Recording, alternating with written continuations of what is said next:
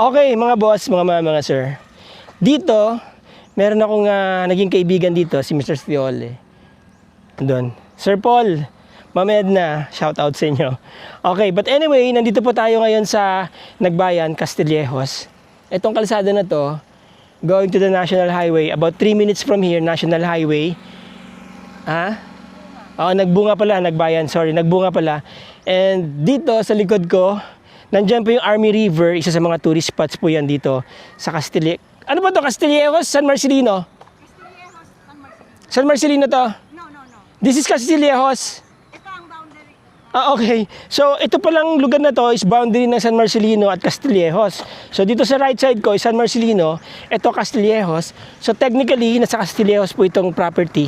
Okay. Ito, papunta po yan ng, pwede kayo lumabas dyan ng Castillejos. Sa San Pedro? Sa Govic, lalabas kayo, then all the way going to the National Highway, and eventually ito daw lugar na to ay magiging isang main thoroughfare dahil maglalagay dito ng skyway coming from Tarlac or going to Tarlac. Proposal sabi ng may-ari, ano. So maybe it's bound to happen, who knows, but you know, magandang pumosisyon dito sa lugar na to kapag nangyari yon. But in the meantime, yung mga naghahanap po dyan ng laid back countryside vibe na po, very accessible, about 3 hours from Metro Manila, malapit sa National Highway, and yet, sabi ko nga, tahimik, peaceful, kasi nga, laid back. Yan. Maybe this is the property for you, you're looking for. Ayan, no. Corner lot, about 35 meters ang frontage, and then ito about ang frontage nito, ang gilid nito about 20-25 na po. Total area is 1,986 square meters. Titulado po yan mga boss, mga sir. May mga tanim na po sa loob. So, explore natin yung property.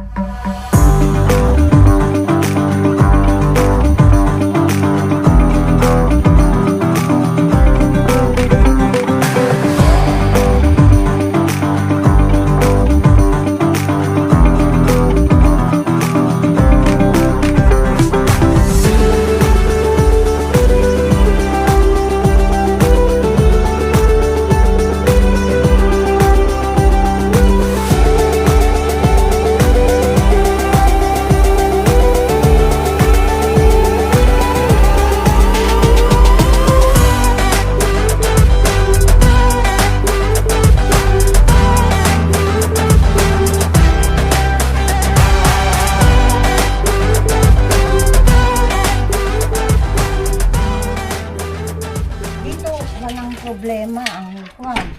Oh, sliding. Uy, ang ganda sa loob. Yeah. Kasi nga, rest house namin ito noon. Pang pang binata, ma'am. So, loft, kitchen na kaagad, Yeah. CR. May CR siya, may CR din sa labas. Okay. Tapos, Ano talaga, no? Vacation, house. And then, noong may COVID, terrace dito. No, it's okay. Yung COVID kasi noon, dito kami. Oo. Ngayon, may tumira dito nung may bahay din kasi kami sa bayan. Nung iniwanan namin ito, kasi may business din kami dahil may kong kami doon, Apo. refilling station. Tumira dito, may tumira ito, yung mga gamit niya hindi pa niya nakita. Hindi niya pa nakuha. Okay. Maganda pagkakagawa. Kailan pa nagawa tong property nitong bahay na to? COVID. Anong COVID? 2020? 2019. Yeah, oo. Ito lang. Ito hindi na nalagyan. Kala ko ano. Natanggal yan. Hindi natanggal kasi nung pinan ng mga... So, lahat po ng bubong may ganito, insulator. Yeah, mayroon po. Insulation. Kahit dito. Okay. So, hindi siya mainit. Hindi siya mainit. Oo. Tapos ito yung pinaka-dirty kitchen. Yeah, may dirty kitchen siya. Ito. Dahil hindi, minsan, And then, ano na rin, ang source ng tubig, deep well. deep well. Kasi hindi pa inaabot dito ang Oo, ng opo. water system. Meron na po ditong internet service provider. Meron ata, may line. May line Yeah, na. may Oo, line converge na po. Yeah, converge. Ang alam Opo. ko kasi yung mga nandyan, may mga Oo. internet. Kasama tong Nara. Ano to? Katmon. Yung sabi nilang tibig. Hindi. Tibig. Oo, tibig. Tibig. Yeah, Oo. tibig. Ibig sabihin maraming maganda source ng tubig Yeah, dito. oo. Actually, Opo. dalawang tibig namin. Nandun pa yung isa. Ito, pwede pang i-propagate to eh. Pwede Yeah, paramihin to. oo. Tapos, saging sa inyo yan. Yan, sa amin. Kasama, ang ganda ng saging niya. Tapos ito, meron kayong guyabano. May guyabano yan. Oo, giyabano. Oo. Yan o. May bunga siya eh. Oo. Tapos may mga saging pa, parang ano to Yan, ah. dami. Pati ito. Lakatan? Ito ba yung mabango? Oh, yung Oo, lakatan. Oo. Ibig sabihin lahat po ng saging nyo rito lakatan, pati itong mga to. May iba-ibang variety. Yan sinanadya nyo talaga itanim. Yeah. Pati yung langka. Pati Pero hindi kasama yung langka sa property, di ba? Ayan, nandun siya sa kwan. Okay ma'am. Alright, so. Itong puno na ito, yung sinasabi nila na lamitan tree, Oo. yung makunat siya na yung ginagawang mga... Rubber tree? yung parang ginagawa nilang nung mga matatanda, yung parang bakya. Okay. Yan. Oo. Makunat na magaan. Yeah, makunat na magaan. Oo. Iilan na lang ang puno. So hanggang dito po yung property. Yan. Yan. Ito sa may saging na to kasama pa to. Ito, And then mayroon pa siyang kalsada dito. So technically ang property is parang corner lot. Yeah. 'Di ba? Kasi yan, binigay na namin na ito, may CR na rin. May CR na rin sa labas. Maganda CR ha. Oo. Oo. Tiles naman din yan. May CR din sa loob to, 'di ba, ma'am? Yeah, may CR din. Okay, so kahit pala maglagay sila ng kubo-kubo pa dito, Oo. may CR pa magagamit. Ngayon, ito ma'am yung hanggang dito yung property. Ipakita ko rin sa iyo yung muha na yan. So may daan po dito, ayan no. Ayan yung national main thoroughfare road. Mga about 2 kilometers na sa national highway na kayo. Yeah. 3 meters ito actually. 3 meters. Actually nakadikit po yan dyan sa pader, di ba? Andyan. So malamang ang bakod nila nandito. Siguro kung sa Oo. medyo dito lang. 3 meters kasi. Saan po yung muhon nito? Andito. Yang! Yang! Summer here. Andun eh. Dumikit sa bakod. Oo, So hindi pa kayo nakapag-allocate ng kalsada niya? Hindi, pero kung na ito, nadidak na ito sa talaga. Sa title? Oo, na So 3 ito, meters. so kung papa-relocate po nila yung muhon, dito papatak yung muhon nila somewhere dito. Yeah. Dyan. Pero ito Kasi ito yung magiging kalsada mula dito sa pader. Pero ito kasi, hanggang ngayon binabayaran namin ito. Siyempre, opo. Oo. Oo. So, even if, for example, since parang i-donate namin ito sa government, kasi may other properties pa doon. Yun. But anyway, itong kalsada po na to as nakahiwalay na dun sa Opo. 2,000. Ibig sabihin nito, 2,000 talaga hindi na mababawasan. Yeah, hindi na. Okay, so maliwanag. So ito po yung yung property, didikit yan sa pader about 3 meters, so babagsak ang inyong muhon malamang dito banda. Yung, Somewhere dito. ay, ayan. Ito yung muhon. So yan yung muhon. Ngayon, yung 3 meters mula dyan sa muhon na yan, papalo dito. Ay, actually, yung 2019, kasama yung hanggang dyan. Kasama yun dyan. Kapag nandoon na sa title niya, yung sa survey, Oo. approve, 1986 na. 1986 na lang matitira. 19 plus kamo na lang. Yung approved title. Yung approved title. Okay. So, ibig sabihin, nakahiwalay na talaga tong kalsada. Yeah, oo. Which is very good pa rin kasi lumalabas technically ang property is going to be a corner lot. Yeah, oo. Alright. So, yan. Yan po property, 1,986. May kasamang bahay. Kamo na lang. Oo. I'm not sure of, May kasamang bahay. Ang haba siguro nito mula dito, sir. Sa tingin nyo, hanggang dun sa kalsada, mga gaano kahaba yan? kasi hindi ko nadala yung kani. Anyway, tingin ko ang haba nito, mga 25, 28 meters siguro yan. Yeah, siguro. Opo, ganun. Oo. Kasi kung 1,986 plus, so kayo na po bahala mag-compute mga boss. No? But anyway, ang ganda ng property, ang ganda ng location. Ano? Dito pwede rin sila maglagay pala ng gate nila dito. Yeah. Di ba? Anywhere, saan nila gusto Oo. kasi. One na ito eh. Yun, pwede rin kayo maglagay ng Yeah, gate nyo dyan. oo, may Ayan. gate sila doon, may gate sila dito. Mas maraming mga tanim na ano. Ito, may puno ng ano. Ito yung sabi nilang Katuray. Katuda, Oh, katuday. tuday. Inuulam yan pagka may high blood. Marami na kami natanim na. Oh, ito po ano to? Ay, ikaw yan, aroo yan. Yung tanim na mga puno ng niyog. Yung dwarf. Oh, ito. Ayan. Ilan po yung mga dwarfs na itanim nyo? Yan. Lima. Lima? Within sa 2,000 ito. Lima na yung maipon namin. Okay. Ayun na, may mga dwarfs na rin Ito, po. kung ito. Nara? Ano ito yan? Ay, ito yan. Nara? Hindi, yung Ah, ito. kinakain na bilog. Yan. May kwan. Tawag no. Yung kila Shirley, gano'n. Ah, yung rambutan. Rambutan. Ah, okay, rambutan. Oo, rambutan nga. Alright, so yan. Tapos Nara, ano po, Nara trees? Yeah, tatlong nara tree. Oo. Sa harap. Okay, and then here, hanggang dun po yung property, ano? Doon sa... Oo. Ano naman may makikita naman yun. May bakod naman, di ba? Bakod naman. Magandang sukat ng property, mga boss, ha? Square. Yeah. Oo, madali siyang i-landscape. Tapos may mga ilang puno na rito, kagaya niya, no? May mga collection na kayo ng puno. Agad. Oh, ayan, oh. Daming bunga. Fig tree po yan, fig tree. Yeah, fig tree. Oo. Tibig Tapos sa Tagalog. tibig sa Tagalog. Tapos ito, kamyas. Kamyas, dalawa yan. Oo, ito na yung bakod, mga boss. Yan, oh. Oo, yan. Yan.